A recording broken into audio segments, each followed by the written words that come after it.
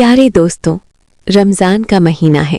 हम सब रोज़े की तैयारी कर रहे हैं, लेकिन क्या आपने कभी सोचा कि कायनात की सबसे मुक़द्दस हस्ती हमारे प्यारे नबी हज़रत मोहम्मद सल्लल्लाहु अलैहि वसल्लम अपना रमज़ान कैसे गुजारते थे? उनकी सहरी कैसी होती थी? उनकी इफ्तारी कैसी होती थी? नाज़रीन, आज की इस वीडियो में हम कोई सुनी सुनाई बात नहीं करेंगे। हम बात करेंगे उन सही अहादीस की जो हमें सुन्नत का सही रास्ता दिखाती हैं, ताकि इस रमज़ान हमारा हर लम्हा नबी पाक सल्लल्लाहु अलैहि वसल्लम के तरीक़े पर गुजरे। और वीडियो के आखिर में मैं आपको वो 10 चीज़ें बताऊंगा जो हमारे प्यारे नबी सल्लल्लाहु अलैहि वसल्लम को इफ्तार और सहरी में सबसे ज़्यादा पसंद थी। यकीन मानिए, उनमें से कुछ चीज़ें ऐसी हैं जो आज आपकी रसोई में मौजूद हैं, लेकिन आपको उनकी बरकत का अंदाज़ा भी नहीं। इसलिए अगर आप इस रमज़ान अपनी ज़िंदगी बदलना चाहते हैं और सुन्नत का नूर पाना चाहते हैं, तो इस वीडियो का 1 सेकंड भी मिस ना करें, क्योंकि क्या पता कौन सी बात आपकी मग़फ़िरत का ज़रिया बन जाए। दोस्तों, रमज़ान आने से पहले ही हमारे नबी सल्लल्लाहु अलैहि वसल्लम की तैयारी शुरू हो जाती थी।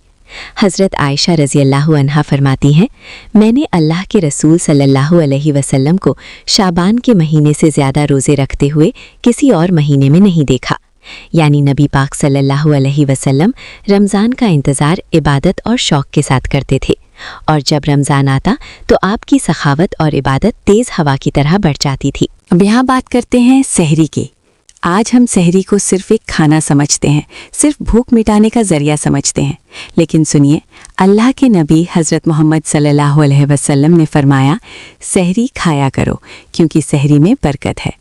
सिर्फ इतना ही नहीं, आप सल्लल्लाहु अलैहि वसल्लम ने ये भी वाज़े कर दिया कि हमारे और गैर मुस्लिमों के रोज़े में फ़र्क क्या है। हज़रत अम्र बिन आस रज़ियल्लाहु अन्हु से रिवायत है कि नबी पाक सल्लल्लाहु अलैहि वसल्लम ने फरमाया, हमारे और अहले किताब के रोज़े के दरमियान फ़र्क सहरी का लुक़मा है। यानी सहरी छोड़ देना सुन्नत के ख़िलाफ़ है। चाहे आप एक खजूर ही क्यों ना खाएं, सहरी ज़रूर करें। प्यारे दोस्तों, आजकल हम क्या करते हैं? सहरी खाकर घंटों इंतज़ार करते हैं, लेकिन सुन्नत क्या है? हज़रत अनस रज़ियल्लाहु अन्हु बयान करते हैं कि ज़ैद बिन थाबित रज़ियल्लाहु अन्हु ने बताया, हमने नबी पाक सल्लल्लाहु अलैहि वसल्लम के साथ सहरी की। उनसे पूछा गया, सहरी और अज़ान के दरमियान कितना वक्त था? उन्होंने जवाब दिया, जितनी देर में 50 आयतें पढ़ी जा सकीं। मतलब नबी पाक सल्लल्लाहु अलैहि वसल्लम सहरी को आखिरी वक्त तक ले जाते थे।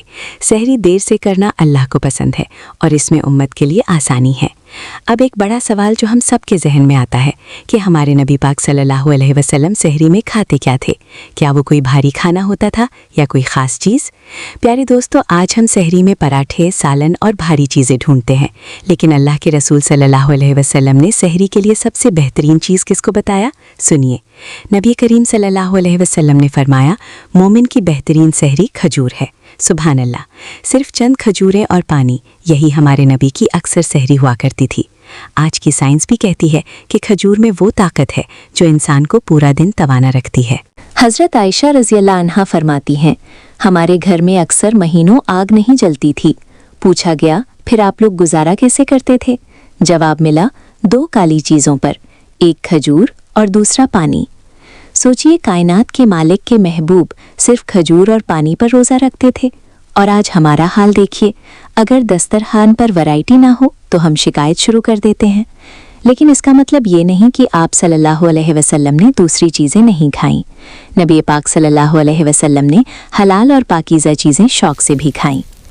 गोश्त, आपको बकरे के अगले बाजू का गोश्त पसंद था। कद्दू, हज़रत अनस रज़ियल्लाहु अन्हा फरमाते हैं, मैंने देखा कि नबी सल्लल्लाहु अलैहि वसल्लम प्याले के किनारों से कद्दू के टुकड़े तलाश करके खाते थे। जौ की रोटी, आप सल्लल्लाहु अलैहि वसल्लम ने कभी मैदा इस्तेमाल नहीं किया, हमेशा जौ की मोटी रोटी खाई। शहद और दूध, शहद आपका पसंदीदा मशरूब था, और दूध के बारे में फरमाया, दूध के अलावा कोई चीज़ ऐसी नहीं जो खाने और पीने दोनों का काम करे। सिर्फ ये जानना काफ़ी नहीं कि क्या खाया जाए, ये जानना भी ज़रूरी है कि कैसे खाया जाए। नबी पाक सल्लल्लाहु अलैहि वसल्लम की सुन्नत थी, दाएं हाथ से खाना, अपने सामने से खाना, 3 उंगलियों से खाना, और सबसे अहम, पेट भरकर ना खाना। आप सल्लल्लाहु अलैहि वसल्लम ने फरमाया, इंसान के लिए चंद लुक़मे काफ़ी हैं जो उसकी कमर सीधी रख सकें। अगर ज़्यादा भूख हो तो एक हिस्सा खाने के लिए, एक हिस्सा पानी के लिए और एक हिस्सा सांस के लिए छोड़ दो। अब आते हैं इफ्तार की तरफ। नबी पाक सल्लल्लाहु अलैहि वसल्लम ने फरमाया, लोग इस वक्त तक भलाई पर रहेंगे जब तक इफ्तार में जल्दी करेंगे, यानी जैसे ही सूरज गुरूब हो जाए और अजान हो जाए, इफ्तार में देर नहीं करनी चाहिए। हज़रत अनस रज़ी अल्लाह अन्हु फरमाते हैं, अल्लाह के रसूल सल्लल्लाहु अलैहि वसल्लम नमाज मगरिब से पहले ताज़ा खजूरों से इफ्तार फरमाते थे। अगर ताज़ा खजूर ना होती तो खुश्क खजूर, और अगर वो भी ना होती तो पानी के चंद घूंट पी लेते। आप सल्लल्लाहु अलैहि वसल्लम ने फरमाया, 3 लोगों की दुआ रद्द नहीं होती, उनमें से एक रोज़ादार है जब तक वो इफ्तार ना कर ले। और ये भी फरमाया, जिसने किसी रोज़ादार को इफ्तार कराया उसे भी उतना ही सवाब मिलेगा, बगैर रोज़ादार के सवाब में कमी किए। रोज़ा सिर्फ भूखा और प्यासा रहने का नाम नहीं।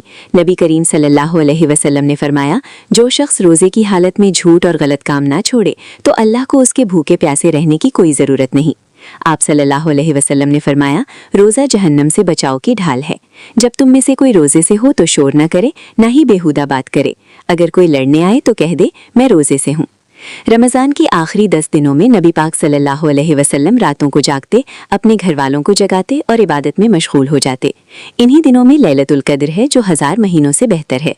अब वो 10 चीज़ें, खजूर, कद्दू, जैतून का तेल, शहद, बकरे की कंधरी का गोश्त, जौ, दूध, सिरका, तरबूज, अंजीर।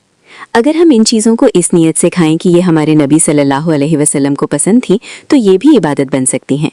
अल्लाह ताला से दुआ है कि वो हमें इस मुक़द्दस महीने में ज़्यादा से ज़्यादा इबादत की तौफीक दे। ऐ अल्लाह, हमारे रोज़े कबूल फरमा, हमारी सहरी और इफ्तारी में बरकत दे और हमें सुन्नत पर कायम रखे। आमीन या रब्बुल आलमीन। अगर आपको ये वीडियो पसंद आई हो तो इसे शेयर करें, कमेंट में सुभान अल्लाह लिखें और हमारे चैनल को सब्सक्राइब करें। फ़ी अमान अल्लाह।